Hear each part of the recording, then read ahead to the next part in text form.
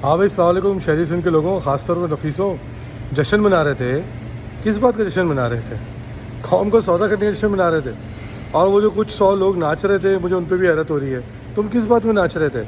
अपने बिकने पे नाच रहे थे? ओ भाई, ये बात समझ लो कि तुम्हें फिर चूरन लगा रहे हैं। आप ये सिर्फ ये बता रहे हैं कि हमने पीपल्स पार्टी के साथ इत्तेहाद करके कौम की बका के लिए बहुत बड़ा फैसला किया है। एक तरफ कहते हैं कि हमने कोई मुआहदा नहीं किया, और दूसरी तरफ मुआहदों पे दस्तखत तो करते हैं मगर अपने नाम लिखना भूल जाते हैं सही तरह से।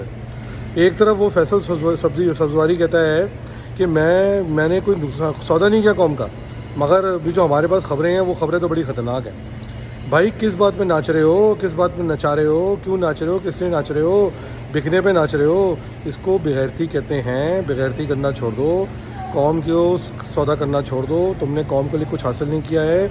कभी कहते हो कि कौम को कि हमने सुबह बनाने के लिए मुआहदा साइन किया है, फिर ये बताना भूल जाते हो कि हमने पीपल्स पार्टी के तो साइन ही नहीं किया, हमने तो शहबाज शरीफ वाले एग्रीमेंट में डाला है। फिर कभी कहते हो कि हमने मतरूका के लिए साइन किया है और मतरूका से लिखना भूल जाते हो।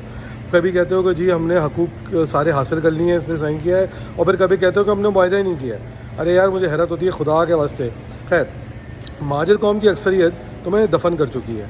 तो तुम देखो, आयशा मंजिल के इतनी बड़ी रैली होनी चाहिए थी कि लाखों आदमी उमड़ आना चाहिए था।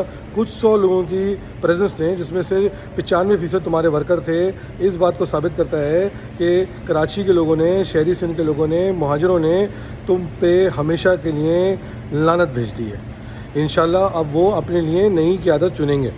उनको नज़र आ चुका है कि हर दौर में, हर मौके पे जिस पीपल्स पार्टी को तुम आज तक गालियाँ देते आए हो, उसके साथ मुआहदे करते आए हो। दूसरी बात, अब हम पीपल्स पार्टी की बात तो फिर कभी कर लेंगे, मगर पीपल्स पार्टी जो आज शहरी की इतनी बड़ी मोहसिन बन रही है, बिलावल जो इतनी बड़ी बड़ी बातें कर रहा है कि भाई आइन का तहफ़्फ़ुज़, आइन का तहफ़्फ़ुज़। अरे बिलावल, तुझे आइन के तहफ़्फ़ुज़ के टाइम पर 140A नज़र नहीं आता, जिसके लिए सुप्रीम कोर्ट से इंटरप्रिटेशन लेनी पड़ गई है?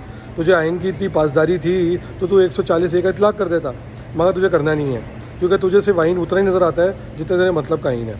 तो कराची वालों, आँख खोल के देखो, ना ये पीपल्स पार्टी वाले ना ये MQ वाले तुम्हारे साझे हैं। दोनों मिलकर तुम्हें मामू बना रहे हैं। अब मामू बनना बंद करो, बिला वजह नाचना बंद कर दो, और उन कारकुनों को सलाम जो झंडे उतारने के बजाय पीपल्स पार्टी के झंडे लहरा रहे थे। पाकिस्तान जिंदाबाद।